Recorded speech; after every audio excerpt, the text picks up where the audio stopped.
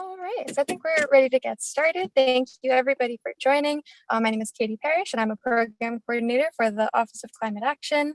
And this is our inaugural webinar in our Climate Action Group webinar series. So our climate action groups are up and running in various stages. Today we have Jessica Parineet, our wonderful graduate student and member of the Student Advisory Board for the Office of Climate Action. And she's going to be moderating today for our Energy and Buildings webinar to kick off the series. So Jess is a student in the Bloustein School of Planning and Public Policy. And I will let her introduce Mike, our co-chair for the group. Great, thank you so much, Katie. So hello everyone, again, my name is Jessica, and I'm happy to introduce for you today our speaker, Mike Kornitas. He's currently the Director of Sustainability and Energy for Rutgers Institutional Planning and Operations.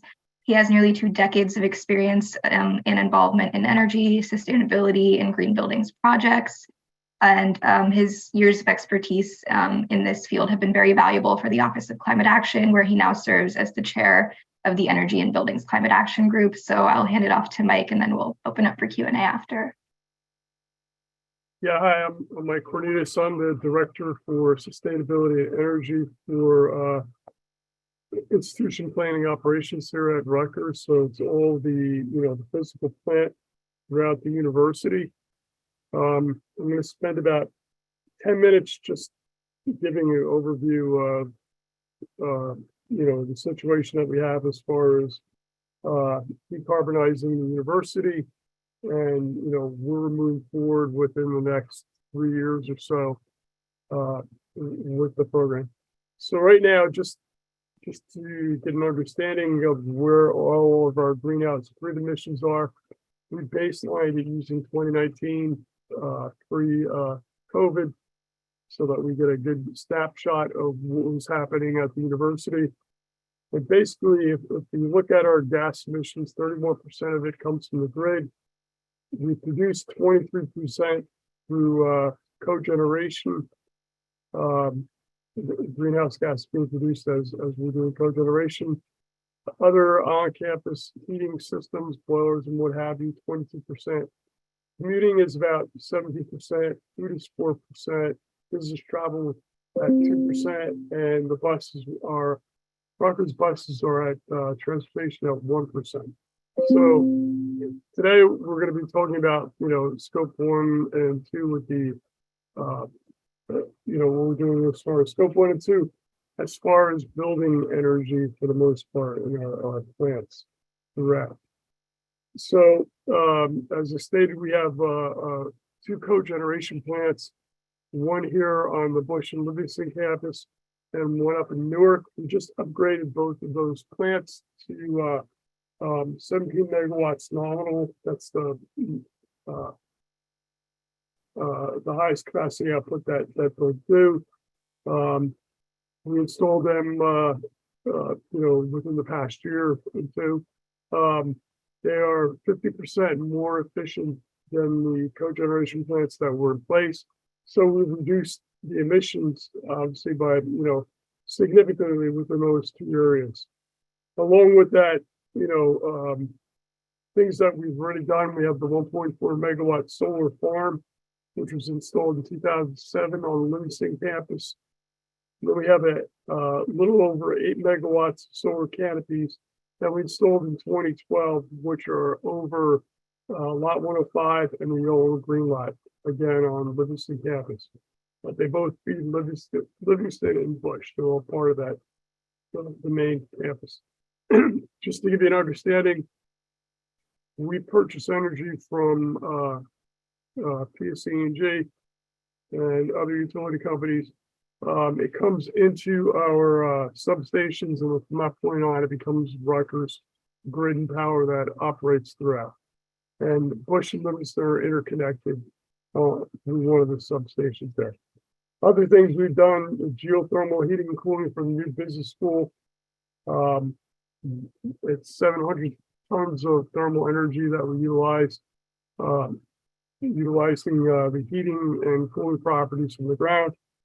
We have 2 lead gold buildings, the engineering building, and the chemistry and chemical biology building. It's off the engineering, and then the chemistry and chemical biology building are both lead gold. We build to the LEED silver equivalent standard, but as funding becomes available, we will go for the plaque on the buildings. So these are the things that we've previously done. We've done other energy efficiency programs and what have you over the years. Some of the newer programs that we're doing right now, we have a solar PPA, install more solar on the campuses within the university. It's going to be a little over 14 megawatts of solar power that we have a third party that's building it. They'll own and operate it. We basically buy the energy from them at quite a reduced rate. Besides that, we're working on with through PSE&G's Engineered Solutions Program. The utility companies have taken on one of the programs that NJ Clean Energy used to handle as far as rebates and grants and what have you. And so working with PSE&G, we're auditing 108 buildings. From those audits, we'll figure out which buildings we want to do as far as energy efficiency upgrades to get the engineering done, working with PSE&G, and then after that, it will be we'll do a bid for contractors to come in and to do the work through the 108 buildings. The way the program works is PSE&G will fund the entire project, and then at the end of the project, you basically look at the rate of return, and they'll pay down 6 years of whatever that rate of return is down to a minimum of 3 years, and then the other 3 years or whatever it turns out to be, the university will pay back over a 5-year period to PSE&G at 0% interest. So it's a pretty decent program. We'll have energy savings that we're going to utilize towards paying it, and after the period of years to pay off the 5 years, then the energy and savings comes back to Rutgers as a revenue stream, pretty much. Another program that we're doing is direct install program. We just started putting buildings together. That's for buildings 200 kilowatt demand or less. Those are the smaller buildings that we have around the university, and we're utilizing PSE&G's direct install program. They come out and audit the building, and it's basically one for one. They'll look at lighting and change out, give recommendations, change out lighting, along with HVAC equipment and other mechanical equipment. If we accept it, then the company comes in and they install those things, and usually it winds up where about 70% of the cost gets picked up by through the program. So we're working towards that at this moment. We have other things going on. We're looking at a virtual PPA, whereas we'll buy power from a facility that's being built by a third party somewhere within the state of New Jersey, and then we'll buy the power directly from them. One of the other things we're looking at is water reclamation, the possibility of reclaiming water through our sewer lines, and being able to use that gray water to supply water to cooling towers and other types of systems that we have out there, not potable water, but for the uses that we use for our mechanical systems. And as far as 3-year plan, right now we're looking at the main things that we're looking at are metering all of the buildings throughout the university. The university's been here for over 250 years. You have buildings just as old, and during the years, electricity was cheap, and we were basically paying it from the substation level and or some of the building level.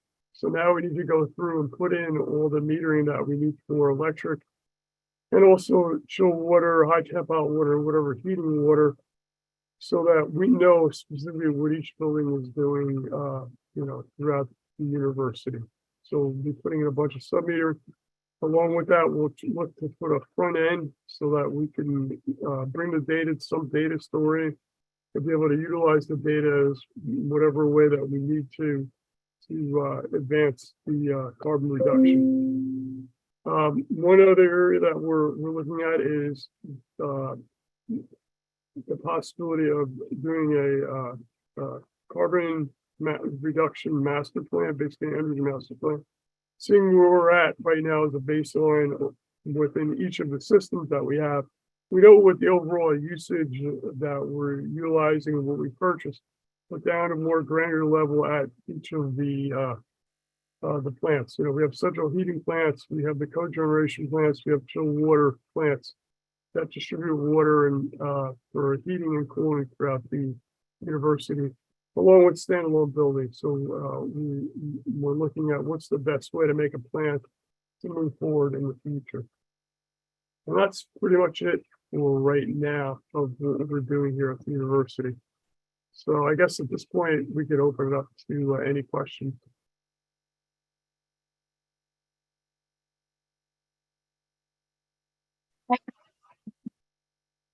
You guys can feel free to use the raise hand feature or to ask via chat, whatever you guys are comfortable with.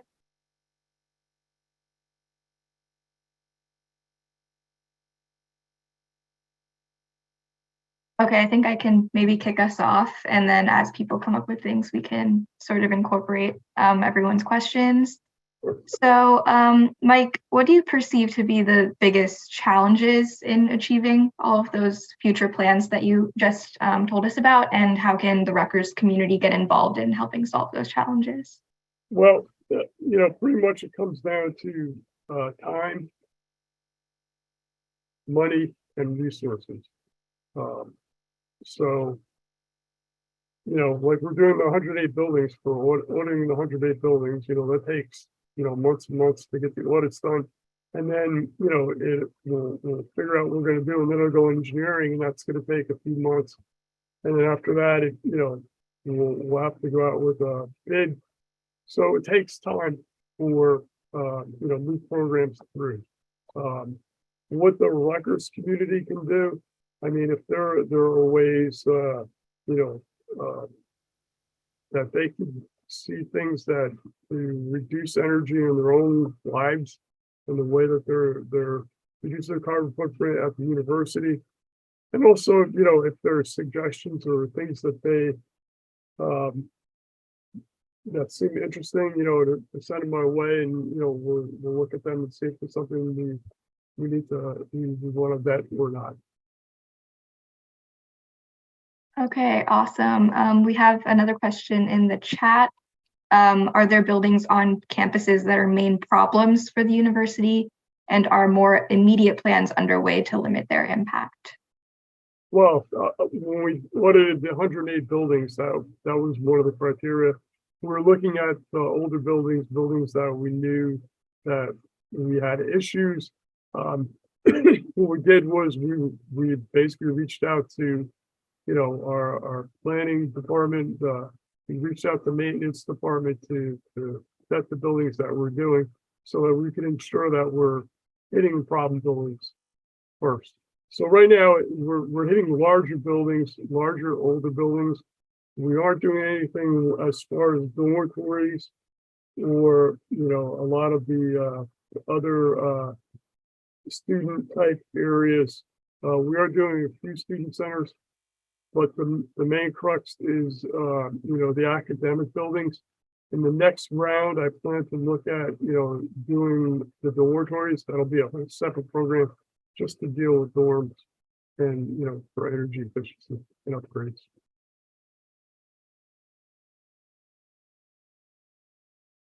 Okay.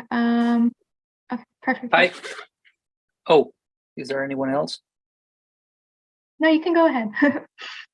Thanks, Jessica. Thanks, Mike, for the great presentation. My name is Jose Cedeño. I just joined the faculty at the School of Public Health, used to be part of the Healthy Buildings program at Harvard University, and I certainly commend your efforts to do as much as we can in the campus setting. So my specific question is, do you see any of the potential reductions in energy use intensity being taken a little bit back by enhanced ventilation and other measures brought by COVID? And do you see a way of reconciling what it could be providing safety, healthy air, and energy reduced intensity? So, within the university, we have the Rutgers Environmental Health and Safety. They've been working strenuously with our maintenance people and other people, facilities people within the university, ensure that the air quality within the buildings are up to what they should be. Mainly changing out filters and what have you. One of the best ways that I see, in the future, and we've been doing it in buildings now, is by putting in CO2 sensors within the spaces, and then adjusting the air as needed for those spaces with the amount of people that are in there. That seems to be the best way to combat both the idea of bringing in the outside air to ensure that we have good quality air within the spaces, and the PM that's being done all the time as far as filters and what have you to ensure that. Thanks, Mike. And if I can follow with a second question, Sure. I don't know if there's any parts of the Inflation Reduction Act or any other recent bill supporting the electrification of buildings that could be implemented in campus, and that if anyone has taken a look at this. So under the Inflation Reduction Act, we're waiting. It's going to take a little bit of time before they send out the specific criteria of how to apply for it and what they're going to look for that money. But from looking at the Inflation Reduction Act, there's right off the bat, there's a 30% tax credit that will actually be, since we don't pay taxes, we'll wind up getting a check for 30% of whatever the construction costs. And then there's adders to that by following certain criteria during construction and design. So we're very closely looking at that. I'm looking at ways that we combine both the state programs, utility programs that are out there, and the funding that we can get from through the Inflation Reduction Act, to put it together to do a lot of work without laying out a lot of capital in the beginning. So definitely working on that. Thank you. Sure.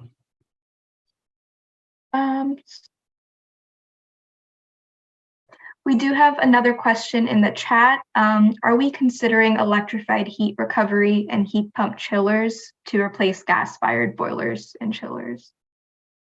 It's a possibility.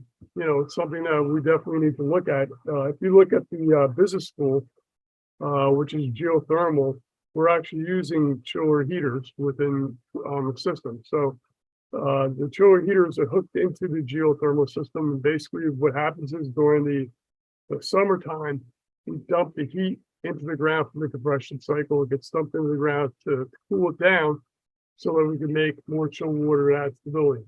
In the winter time, it's the opposite. We take that chilled water, put it into the ground to heat it up, 65 degrees in the ground all the time. So we'll dump the chilled water into the ground to heat it up so that we can make heat on the condenser side that we heat the building. And in theory, really, if you have the right combination of heating load and cooling load, it would just cycle within the building itself.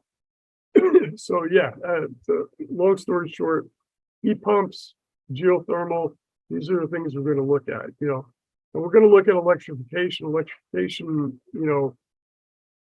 it's not only being able to electrify take a blower, for instance, but being able to bring electricity to that blower through the grid that we have. Can PSE&G handle more of a load if we put this big electric blower in in place. And then, so can we bring it to the substation? And then again, from our substation over to where we need to power that piece of equipment. So that all has to be looked at, the whole infrastructure itself.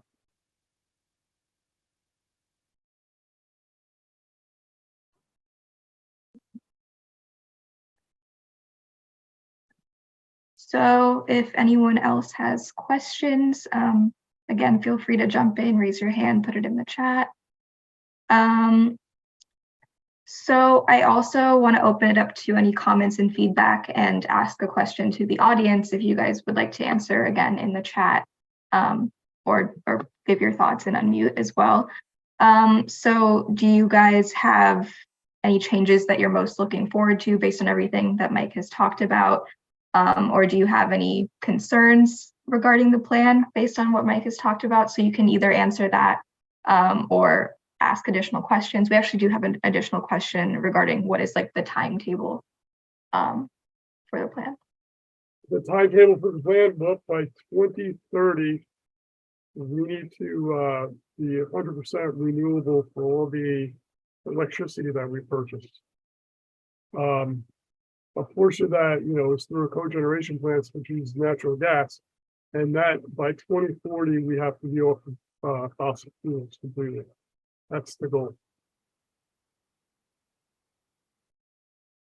Is there anything more specific in the interim, or is that something we're going to figure out after the metering and stuff like that? Well, right now, like I said, we have a PPA agreement to build another 14 megawatts of solar. That'll bring us up to almost 25 megawatts of solar power on campus. And we're looking at a virtual PPA for another 5 megawatts of power. And then we're looking at other types of PPA agreements to buy renewable energy over a period of time.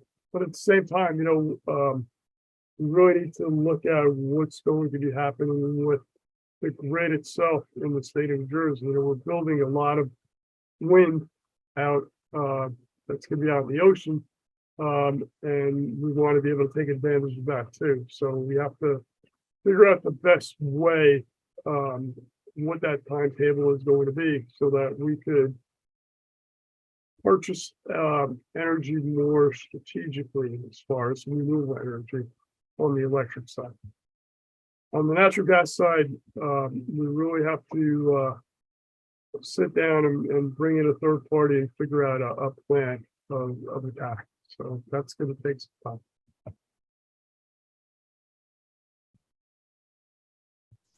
Okay. While we're waiting for anyone else to come up with some questions or contribute their thoughts to the questions we asked, another thing I wanted to ask you about, Mike, is what other departments are involved in the work that's going to be happening? Because this sounds like it's going to take a lot of people, a lot of coordination. So if you could talk a little bit about that. Sure. It takes everyone in facilities. They're all going to have a piece of it as we move forward.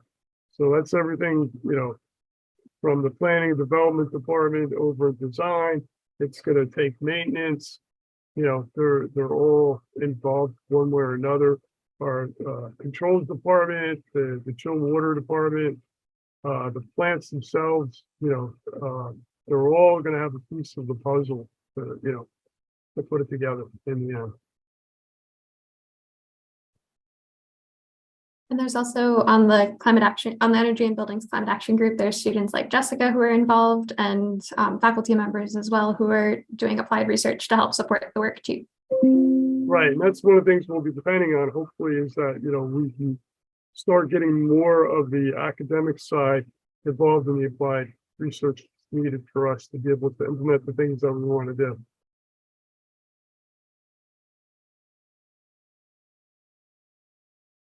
We're working right now with the business school, looking to do modeling of energy, so that when we start looking at overall programs, we'll be able to take this model and interchange it to try to figure out the best ways to move forward. Because there's just so many moving parts, as far as what the energy outlook is and the energy outlook within the state of New Jersey itself.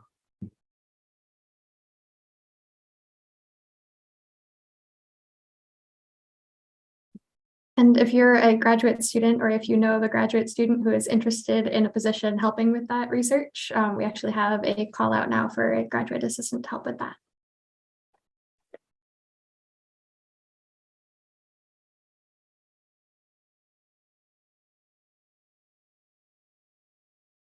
So one of the things about this whole thing with, decarbonization of the university, looking to reduce our energy in different ways and coming off fossil fuel, it's also helping us with upgrading all of our equipment with it throughout the university. Again, we have, about 700 buildings throughout the university. And with that, again, we have buildings that are, been here for over 250 years. We have buildings just as old.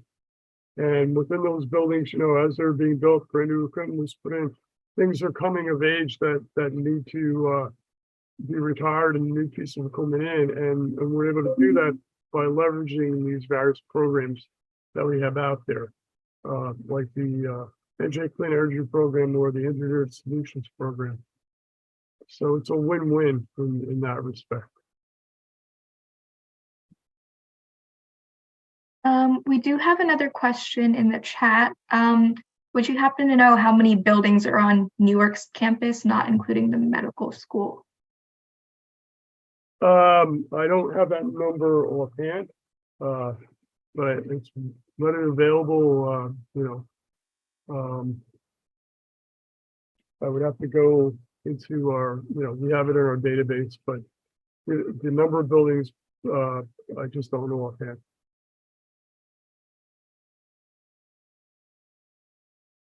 So we have another question in the chat. With current infrastructure usually not catering to efficient use of renewable energy sources, what is Rutgers' plan to incorporate these sources? Well, the first part, if we're going to be electrifying the university, we have to look at the infrastructure for our electric infrastructure. Can it handle the amount of electricity that's needed? Some years maybe, other years probably not. And then we're going to have to, build out new power lines, new feeders that are going to run from the substations to the, various buildings that have these pieces of equipment in. As far as the heating loops and the chill water loops, I don't see, we'll upgrade the loops themselves. But the equipment itself, because it's mostly electricity, will pretty much stay the same. As far as the heating side, we'll have to look at that. There may be a way to make the existing heating lines that we have throughout the high temperature heating lines to make them into a low temperature type system, lower temperature or medium temperature system to deliver, heat to the buildings, to the loops. And that's all going to depend on what we do as far as the equipment that we put in place of fossil fuel equipment. I envision that we're probably going to have to break the loops up into smaller areas to be able to handle, buildings, because of the fact that, we're going to be at a lower temperature with the heating water going into these buildings. So you want to be closer to buildings. So I think it's going to be in pockets somehow, but we haven't really looked at how that's going to be designed out. We're looking at College Avenue campus right now, portions of it as pilots for this, to see how we would, just doing a study right now as far as electrification for the heating, or whether it's electrification or we go with some type of geothermal systems. We're going to do a study on that right now. We have a third party working on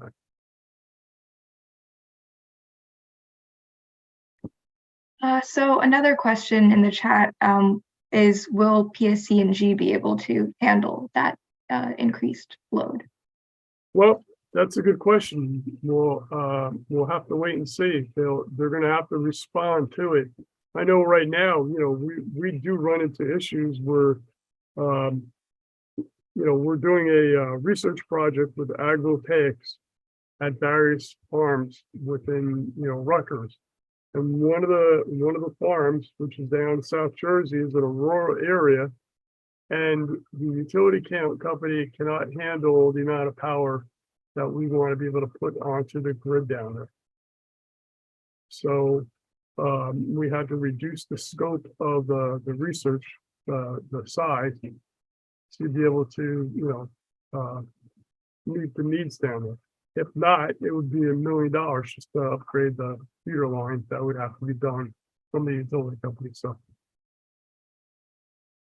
and we're not going to be the only ones with that issue. That's going to be a statewide issue once electrification starts. So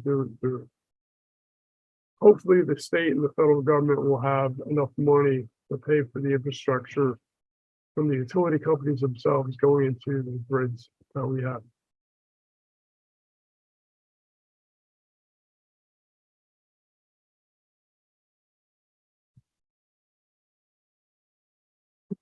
So another question, could you explain what 24/7 clean energy is and if Rutgers is looking into it? We are looking at the 24/7 clean energy. Basically what it means is that, on the electricity side, all of the power that we utilize on a 24/7 basis will be coming from some type of renewable energy. And then the same thing will be with the fossil fuel. Obviously, once we're off fossil fuel, it'll be 24/7 without utilizing the fossil fuel. But for the main part, it's the electricity side. Could I just jump in and add something there?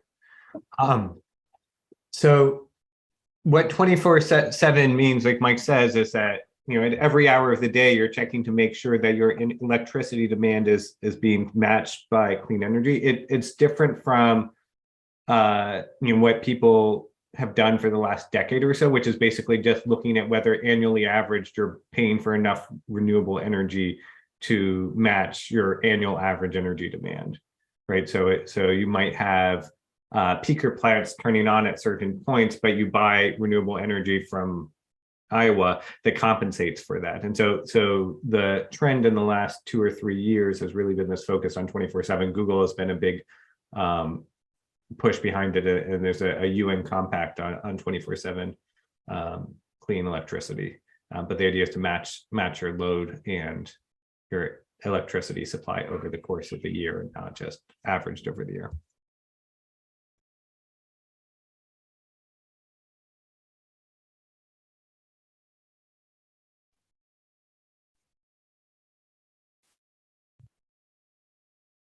An additional question I wanted to ask, kind of going back to the question regarding the numbered buildings on Newark and things like that. How are we making sure that this work is coordinated across all of Rutgers campuses? Well, that's one of the things that we keep in mind all the time as we're doing work, is to try to ensure that we're doing equitable distribution of the resources and funding that we have to be able to do things on every campus. Like with the solar, we're going to be doing, we have a PPA, we're going to be building out solar canopies. We have an issue up in Newark where we cannot install solar up there because of the building heights and what have you. They just it's not conducive for us to be able to build solar out there. So what we plan to do for them is that we're like this virtual PPA that we're looking at will be a way for us to supply renewable energy to there. So they'll be equitably having renewable energy, which is like every other campus, but it'll be bought from off-site.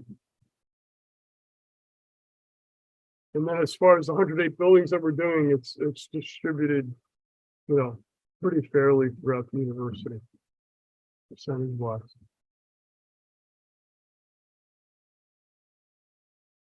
And then, along with that, we actually have a plan to do every single building, high level plan that shows, over the years of going through doing energy efficiency upgrades through every building we have there through the various programs that are out there as of right now. And obviously that's going to change from year to year, but the intent is to be able to hit every building.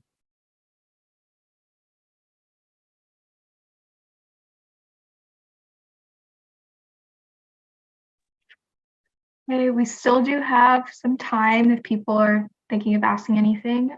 Okay, we do have a question in the chat. So are these efforts being focused exclusively on on-campus buildings, or are we also looking at off-campus sites like the Marine Field Station? The first round is buildings on main campuses, Camden, Newark, and New Brunswick. But within, like I said, with the plan and going into the future, we will be hitting the off-site buildings. That's all part of it.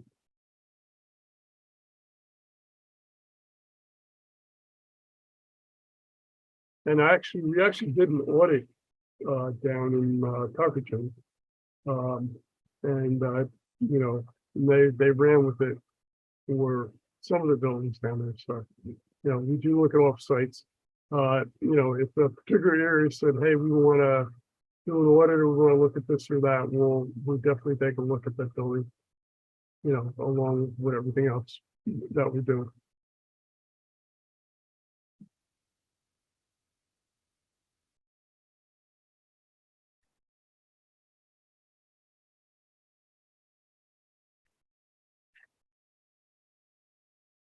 So Frank Blanc says there's about 40 buildings in Rutgers, Newark. That does not include our VHF. So.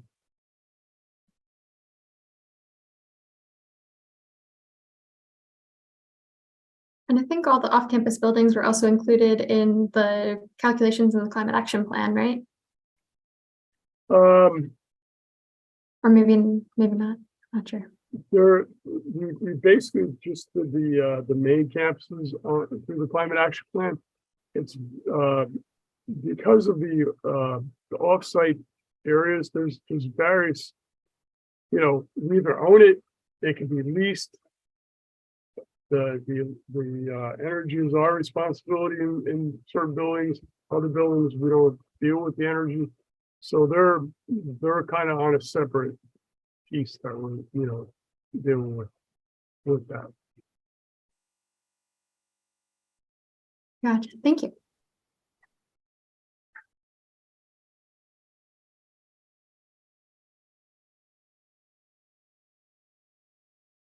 I have a question if I can hop in about the existing solar panels. I know they were put up some years ago.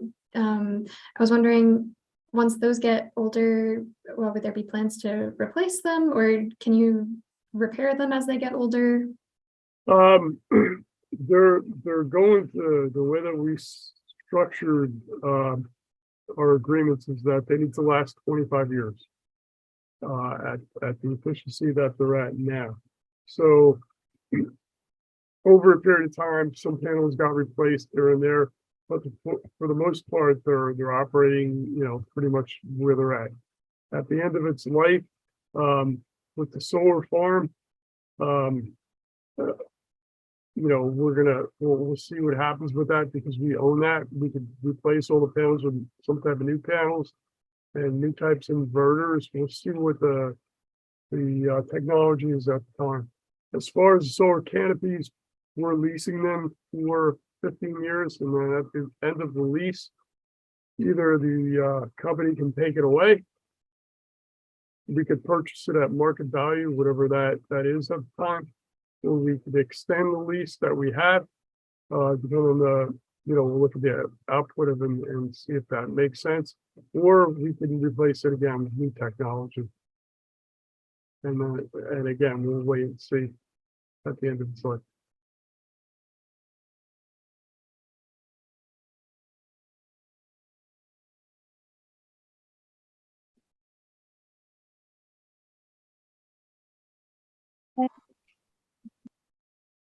And anyone can feel free to jump in. One additional thing I wanted to ask you about regarding the metering that you said we're going to be installing. I know one thing that was discussed was using that data to create like an energy dashboard. So I was wondering if you could talk about that a little bit. Well, yeah, we're going to provide the data to the Office of Climate Action. And I know, Katie, if you want to talk about from that point, the next step after that, you get the data. Sure. So we're hoping to get lots of data, but we're going to slowly phase in the dashboard. So I guess version 1.0 of the dashboard will be based on updates to the carbon emissions data through a tool called SciMap that we used for the climate action plan. So that'll be version 1.0. After that, we are hoping to expand the dashboard to cover metrics from the other climate action groups as well. And the overall vision would be to have a dashboard for each of the groups with metrics covering everything from energy usage to electric bus rides to how much waste we're producing to how many sustainable things we're procuring. And if you have ideas and requests and input to that, happy to have additional feedback, and Angie can also elaborate on that as well. Hi, I'm sorry, I was trying to figure out how to raise my hand, but I couldn't. Apologies. In the interim, well, we're aiming to have that initial dashboard up by next spring, so sometime during the spring semester. But in the interim, we are submitting the university's first HE STARS report, and that will give us a report. But the reason that matters is because those reports are made publicly available. They're extremely detailed, and so it may take a little bit of digging. But before we're able to get up a fully functional dashboard at the level of detail that we would like, the information that's in the report will be publicly available. So it won't be quite as pretty as it would be on the dashboard that we're hoping to have eventually. So we're looking for a 1.0 dashboard in the spring, and then a submission to HE STARS in around the same time, so that those data will be publicly available in report form. So I just want to add that piece in. And this is largely in part to folks like Mike and his counterparts at IP&O providing us with those data so we can submit that HE STARS report. And student support too. So I'll just drop the link for HE STARS in the chat. HE is also, if you're interested in campus sustainability more broadly, they have a lot of great resources on their website. I think it's the Association for Sustainability in Higher Education. I missed an I there, but. Yeah, as far as dashboards for the buildings, I mean, once we have all the metering data for every building, then we can look at, doing something within the building or having it where a person go to a map or some other type of front end, and to be able to see what's going on with their building.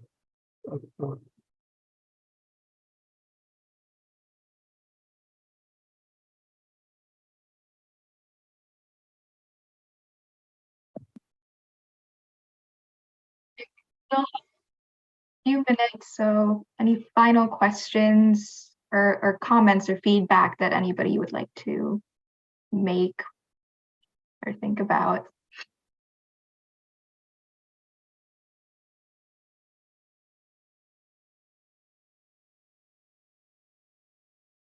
So I'll take this time to make a quick plug for some things we've got coming up. Thank you all for showing up to our first webinar. It's always hard to be the first. We appreciate you all being here. Very big thanks to both Mike and to Jessica for kicking this off. Apologies for being in my car when this started. There were some things that happened. I'm just going to leave it at that. But we are going to have these webinars once a month. I see Frank Wong is here. He is one of the co-chairs for our land use and building design group. And so we have operational groups for different sectors.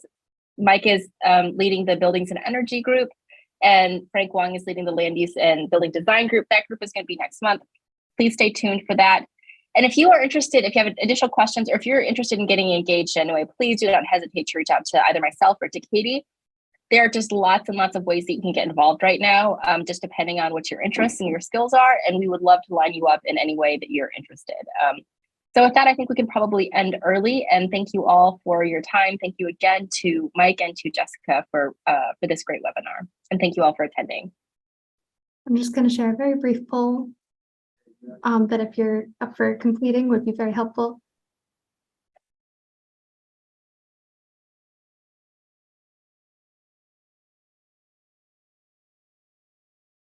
Margaret, I see your questions about, or your question about deciding or the number of buildings slated for demolition. That's actually going to fall under the land use and building design working group. So that would be a great question to take to our November webinar, which is looking like it's going to be either November 9th or November 11th, but we'll send out an update about that in our next newsletter.